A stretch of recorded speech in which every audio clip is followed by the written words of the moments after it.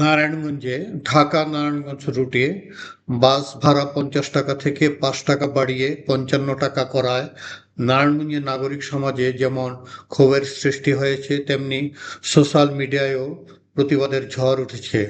তারা এই ভাড়া বৃদ্ধি মানেন না, ভাড়া বৃদ্ধির সিদ্ধান্ত প্রত্যাহারের দাবি জানাচ্ছেন।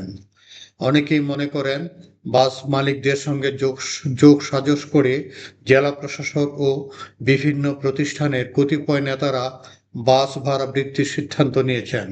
ফলে জেলা প্রশাসনের সভায় ভাড়া বৃদ্ধির বিপক্ষে যারা বক্তব্য দিয়েছেন, জেলা প্রশাসক সে বক্তব্যের গুরুত্ব দেননি। এতে গণমানুষের সাথে প্রতারণা করা হয়েছে বলে তারা মনে করেন। গত জুন মাসে ও তারও আগে ২ দফায় ৩ টাকা তেলের দাম কমেছে, আর গ্যাসের দামও স্থিতিশীল রয়েছে। সেক্ষেত্রে বাস ভাড়া কমার কথা, কিন্তু দেখা যায় সেক্ষেত্রে উল্টো ৫ টাকা বা ভাড়া বৃদ্ধি করা হলো, যা অমানবিক বলেই নগরবাসীদের মন্তব্য।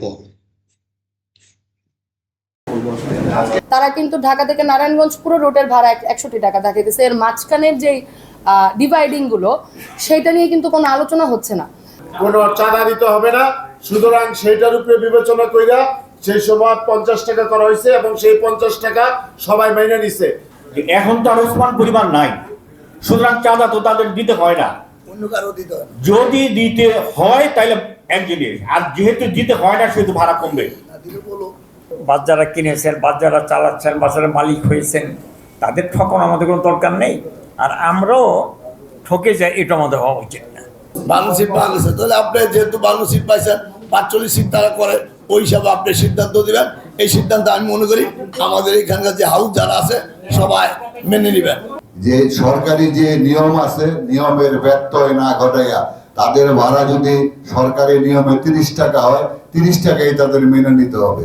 আর সরকারি নিয়মে যদি তাদের ভাড়া বৃদ্ধি পায়, পাবে, কিন্তু এর বাইরে কোনো রকম যে আমাদের অতিরিক্ত আপত্তি আপনারা করবেন না, অতিরিক্ত আপত্তি আমরা মেনে নেব না। তা আমার মনে হয় সার্বিকভাবে আমরা যদি সব দিক চিন্তা করি, যেটি তারা ৬১ টাকা বলছে বা যে টাকাই বলুক, আমার মনে হয় যে আমরা যদি সার্বিকভাবে মুনা অনেক ক্যালকুলেশন অনেকটা দাঁড় করিয়েছে, তো সব দিক চিন্তা করে আবার বিআরটি এসে বললো যে ৫৭ টাকা ২০ পয়সা হয় অ্যাজ পার দেয়ার ৫২ সিট যদি আমরা ধরি। আমার মনে হয় যে আমরা উভয় পক্ষই যদি একটু সবাই, আসলে তো এই পরিবহন এখানকার মানুষের পরিবহন, আপনারাও এখানকার মানুষ, যারা চড়বে তারাও এখানকার মানুষ, কেউ তো অন্য গ্রহ থেকে আসে নাই, অন্য জেলা থেকে আসে নাই।